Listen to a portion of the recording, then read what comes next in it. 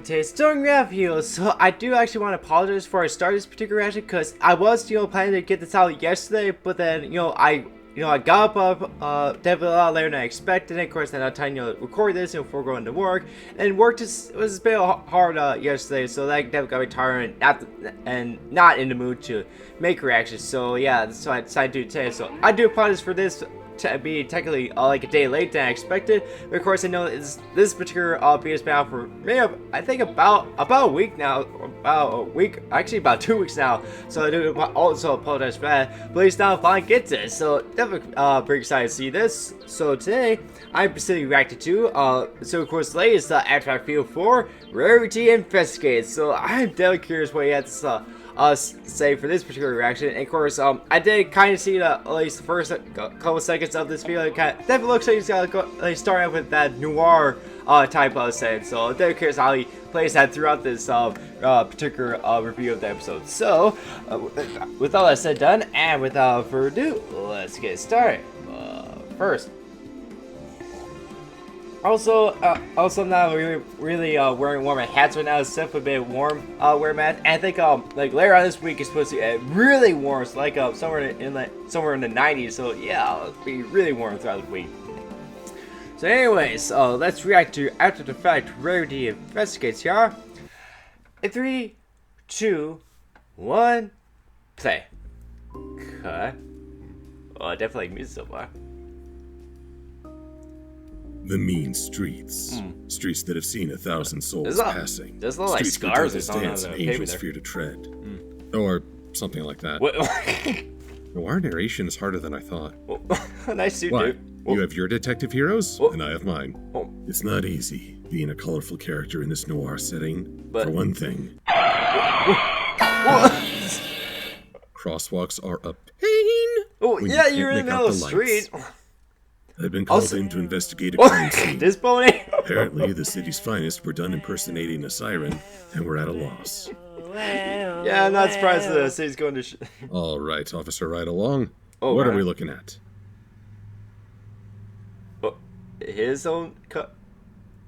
Oh, yeah, I remember this. Wait. A week ago last Tuesday. Oh. There was this thing with a mayonnaise jar, one of those wholesale monstrosities, and then this three-headed wildebeest, and then Princess Luna arrived, and, well, you seem like a nice guy. You don't need to hear the rest. Point is, I'm not a zombie. Okay. What? Oh. It's elementary, dear ride-along. Okay, you respect the gadget, but then you quoted Sherlock? Okay. Oh, yeah, just keep person inside, man. Oh. Okay, this is started. Nice tile card. Also, didn't notice I'm wearing like a button that got a Bronycon from Silk Horse Tale. Basically says continuity on it. You ever feel like one episode just served as setup for another? Like how Games Ponies Play was just there to set up for Rainbow Falls and Equestria games? Yeah. Well, Cangelot Boutique can feel like setup for today's review, Rarity Investigates.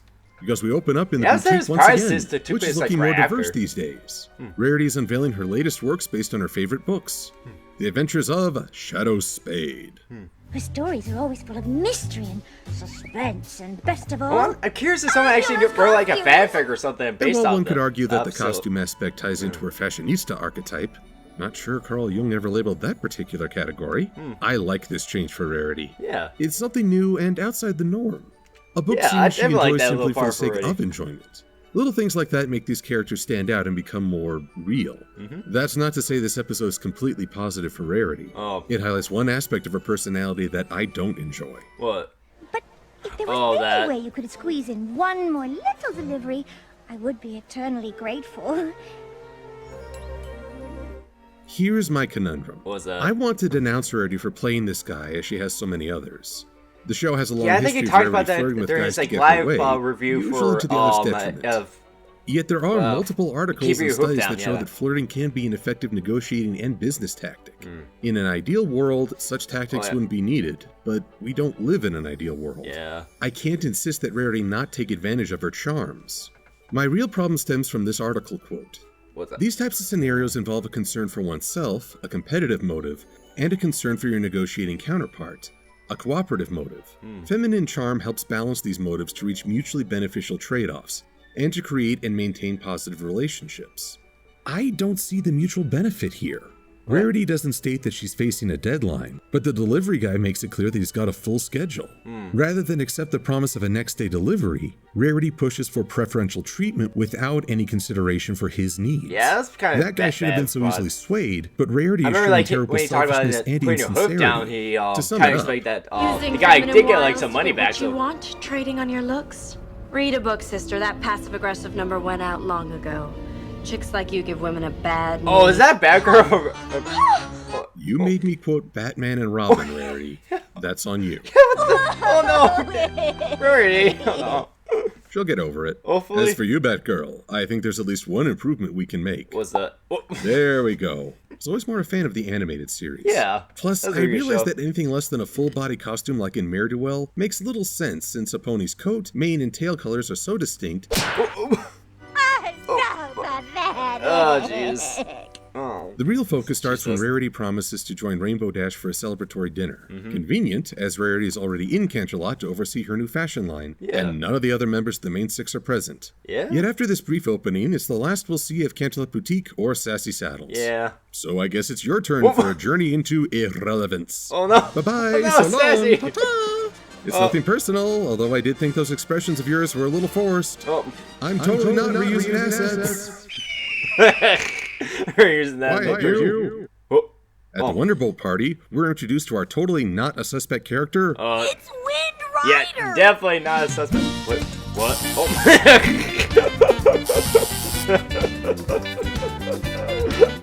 What? Gross. Too subtle? When Mystery on the Friendship Express aired, it presented several suspects and pulled the old switcheroo on the audience. Yeah. Now, there were many issues with that episode, so I can't say it's a great mystery tale. But here the mystery is solved before it even begins.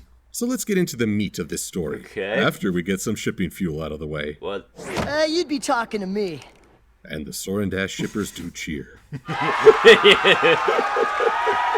Gasp! Spitfire's mother has appeared. Oh, yeah? Even though the Wonderbolt's captain received word that her mama was sick. Someone has sabotaged the Wonderbolt's performance. Oh no. Why would any pony want that? Maybe so they could take her spot. Guilty until proven innocent, an ancient Yami? concept for this modern age. Yeah, what he said. Okay, now, there's a fair big is Yami in fair. here. Most of the Wonderbolts haven't gotten to know Rainbow Dash personally. But I do hope that Fleetfoot, Soren, and let's see, Mistyfly are arguing on Rainbow's behalf. If saving their lives or standing up for moral character hasn't made an impression, then I've got plenty of reason to be worried about this team. Yeah, definitely. More than usual, I mean. Rainbow Dash, if you can prove that some pony else is behind Spitfire's disappearance before the start of the show, then you can still fly with us. And the Soren Dash shippers doth jeer. Oh. Wait, oh boo. Oh man, the fans But in steps Rarity to save the day and bring a certain style to the episode. That style being film noir, and you can tell that the show staff had a lot of fun with this. I bet the they black did. and white color scheme, background cameos by famous detectives, and the smooth jazz. Oh, hell yeah. What makes this fun is that Rarity brings her own flair. She has attention to detail, but is easily distracted. So when she snaps out of her noir roleplay, the screen snaps back to color, and Tabitha St. Germain shows why she's such a fun voice actress. In order to solve the mystery, we had to be focused, driven, 100%. It's been a while since we've seen the episode, but yeah. Oh. One follicle find later, it's time to question the guards. Perhaps the worst guards in the entire series. Oh, yeah. Also the most colorful. Oh yeah, It's definitely. funny to see guards outside the usual white and blue or gray and bluish-white color schemes. Yeah. I mean, it's more definitely visually interesting, odd but what looks more intimidating? This or this? There's a reason we stress uniformity in because the the armed other first- forces. The visual cohesion reinforces group discipline. I mean, these guys know a thing or two about discipline, don't they? No way they'd succumb to a mayor's charms while in uniform. Guessing that at times it can be rather boring. It is. I've counted all 345 bolts in the ceiling tiles 293 times. Well, at least Rarity's using her powers to save her friend now. Yeah? I approve of Okay. her. The guards, however. Oh yeah, the guards You're guys. right. We don't get a lot of recognition for what we do. I don't believe you. Except for last night when some pony was nice enough to I leave feel a like I cake heard for that us. somewhere. I So wanna we say did take YouTubers, one but- little break when we ate that cake. Wow. You could say they were deserting their post. Oh.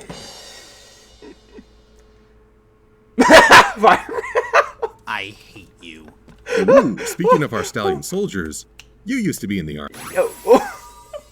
Finish that sentence and I will twist you until you're sniffing your own butt. How do you know I'm not into that? Your comfort is nectar!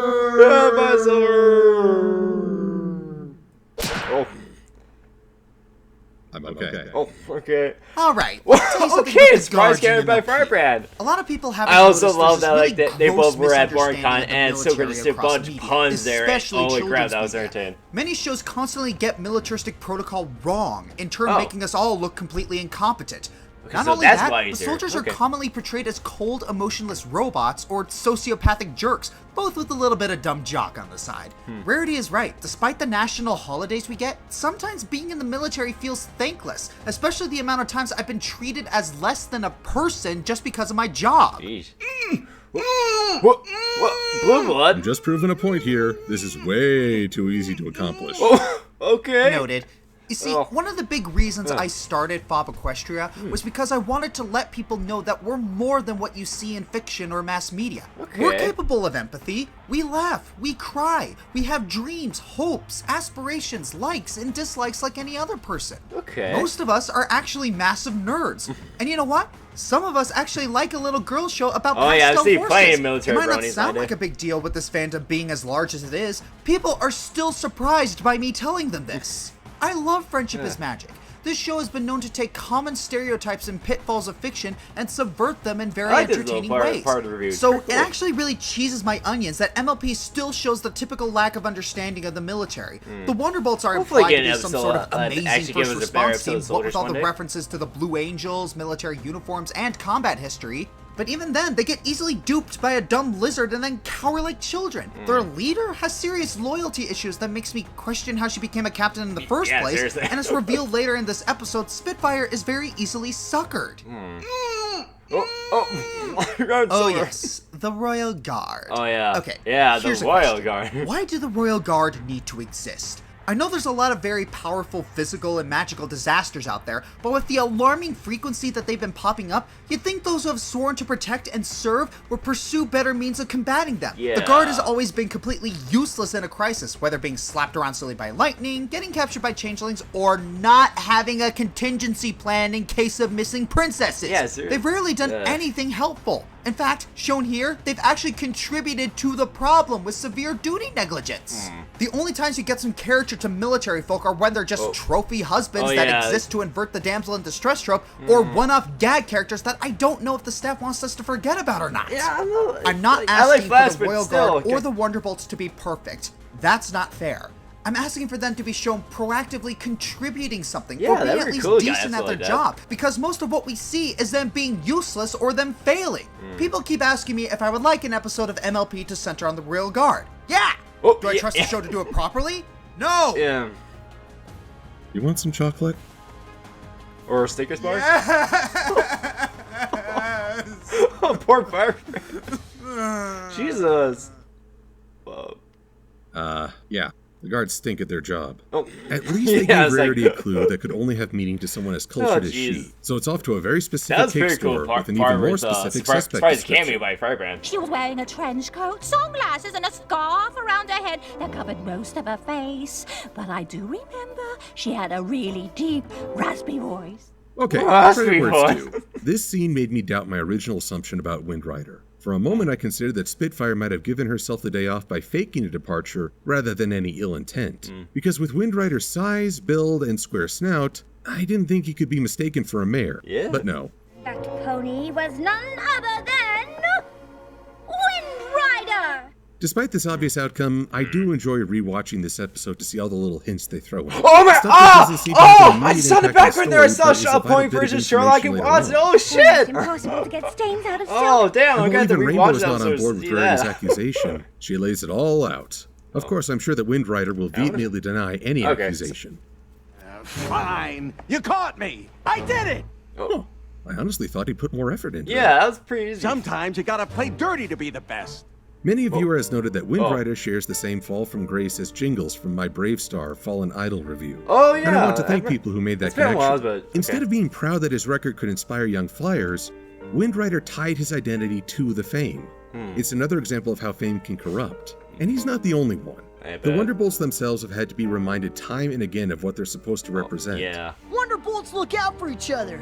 I don't believe it. Rainbow, meanwhile, is still the young idealist who gets what the Wonderbolts can be. Even now, when one of her personal heroes has let her down, she's pushing to be more. Yeah. That includes going to retrieve Spitfire. Well, you'll never make it in time. Then there's no time to lose! Yeah? As witty catchphrases go, Rainbow, that wasn't your best. Quiet, Zoe. Let's talk for a moment about Rainbow, who has been the Watson to Rarity's Holmes. I can't fault her for being short on patience with Rarity's methods. After all, Rarity wasn't keeping her informed for fear of false hope. Yeah. From Rainbow's perspective, this is Rarity role-playing as a detective with Rainbow's career on the line. She has the most to lose. I don't have time for your quirks. But we also get to see Rainbow's enthusiasm, her hero worship, and her tried and true loyalty shine. This episode presents a very rounded view for her. This is a music More player. than that, by being true to her values, Rainbow has now rooted out 2 Wonderbolts who might have been physically skilled, but their emphasis on glory over responsibility would have poisoned the group overall. Rainbow really is the best thing that could have happened to the team since their founding. Oh yeah, come on! Jeez. For attempting to frame Rainbow Dash, I hereby strip you of your Wonderbolt status! Hey there, muchacho. I know you're pretty sour over losing your legacy, Yeah? but I think you got off easy. Whoa. I mean, the punters of this world are often too forgiving, and what you did was downright criminal. Oh, yeah? Fortunately, I have my own brand of What? justice, thanks to a friend. Yeah. Mind crush!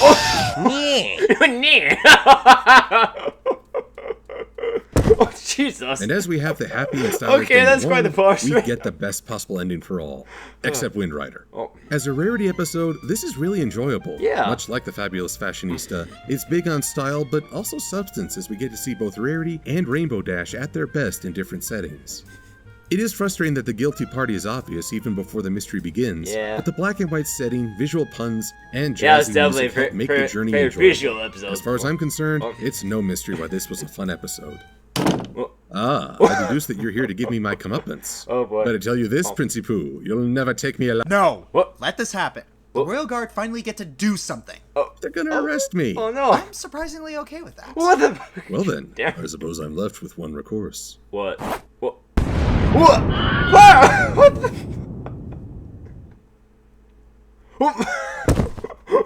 What the hectopus? If I gotta face justice, I might as well make it inconvenient. Okay. Trying to resist a bunch of unicorns. One spell and it's done. Well then, go anti-magic gas. Anti-magic what? Go. Oh no! No! I'm Slipper Quill. No, Thanks for Fireman! watching. Oh no, you asshole! Oh, Chris! Oh man, I don't think there's much more. No, I think it's credits and such, so. Anyway, so, that was After the Fact Rarity Investigated. Holy crap, that was definitely very entertaining. I really enjoyed that. So yeah, I definitely like, you know, the feel and like the setting for this particular action, you know, especially at the beginning, you know, kind of I represent, you know, to other noir type films. So I did like that little beginning bits. Then of course I like, you know, of all, you know, the investigators, Silkrook dressed up as, he dressed up as Inspector Gadgets, but I still enjoyed that, especially, you know, when he would fly off with his, like, helicopter thing, then, you know, made like that, like, big suit at the end, where he's like, go, yeah, that, like, what's it, something gas, toxic gas or something, but of course he had to fire when Fireman was right by him, so that really sucked for Fireman being, like, pinned down like that and, you know, fired on, so, of course, Silver really enjoyed that. I definitely really like, you know, the surprise cameo with, Fireman here, but of course, I guess it really should be, like, new to be too surprised, especially, you know, how, like, especially how the Royal Guard were presented in this particular reaction. I definitely see where he's coming from. Where, yeah, the Royal Guard have been, yeah, the overall pre-uses throughout this the entire series. So it definitely would be nice to, you know, see an episode where they actually do something good or something to help the plot out. Or, I don't know, like, maybe, like, you know, kind of like with Slice of Life, where it's focused on the background characters. Maybe we could get an episode where, revolves around, you know, the Captain Guard, or, you know, possibly have Shining Armor involved, since he already is the captain of the Royal Guard. So that'd be a pretty cool episode to see. And then, Yeah, but yeah, overall I definitely enjoyed his Firebrand's camera there, especially his interactions with Silkro. So that was entertaining. Of course, again, I really liked like their interaction at BronyCon this year, especially at the and I think yeah, it was at the analysis panel. It was hella entertaining where like Silkro and KP kept to use a bunch of puns that witty lines at each other. Of course, our Firebrand just got extra pissed. It got too much to him, so that was very entertaining to see. Then yeah, I definitely liked a lot of the pros and cons that Silkro had throughout this episode. Yeah, definitely Rarity is definitely shined this episode. You know, like she of course her noir like roleplay type thing, of course, like break her in a role whenever she saw something like fashion or whatever. So that was entertaining to see when I saw the episode. And then of course, yeah, with her use her charm and not the best her ability, especially at the beginning there with that delivery pulley. So yeah, of course I remember at BronyCon at his Artifact Live panel when he was talking about putting her hoof down. That one part, she swindles the one nerd pony for his salary, but of course she gives like the amount of money he paid for the salary back. So I think that was very cool. Like get something for yourself and then give something back in return to equal out. So that was pretty cool. But and then yeah, I guess when you really think about it, it is like pretty obvious like who like the villain or the main suspect of the later on crime is. So yeah, it makes it pretty obvious. I think I remember in the Solid Scrapes review for the second Scooby-Doo movie, they kind of did the same thing where they kind of like pointed out right away who the villain is. So yeah, that really sucks when movies or TV shows do that, when they give out the suspect like right away. So that really sucks when they do that. And of course, yeah, like I think Rainbow Dash definitely also shined in this episode, definitely showing what the Wonderbolts could be or be reminded of who they are. So I definitely also like that. And of course, at least I think especially at this point you'll think points like Soren and Spitfire, you'll be at least liking more of Rainbow Dash, not right away accused her of a crime or something. So at least still then he gave her a chance to prove herself innocent. So that's at least cool. And then yeah, of course, like Silkro said, like the setting, the lighting, the coloring, and all that, so to represent noir films, definitely pretty well done. I also really like that. Not really too much to say from this view, but overall, I really enjoyed Silkro's a review of Rarity Investigates. Definitely good and bad things to say about. I definitely know a lot of references here about this, especially the special gadget.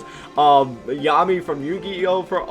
Of all things. I definitely liked what he did to the guy at the end of the review. That was fun to see. And then the surprise cameo about Firebrand there was also very cool. I liked what he had to say. And, his interactions with Silkro in this particular action, that was up for entertainment. And yeah, this is overall pretty good artifact feel. I definitely enjoyed that. So yeah, I really enjoyed this. I definitely can't wait to see the new his next artifact video or his new video whenever that comes out. So I definitely can't wait till then. So overall, in this artifact video, make sure you like this video, subscribe to more videos, and leave a comment down below. So that's the video I expect you next. And make sure to check like socials and sites in the description down below. Those to keep up next videos, and that was my post. Excuse me. And this quick heads up, I was gonna do this reaction yesterday, and then today I was gonna do like another analysis related videos. So yeah, I expect 2 reactions today, and I'll be recording the next one right after this. So stay tuned for the next one. So overall, this video, we'll see you guys very soon. Bye.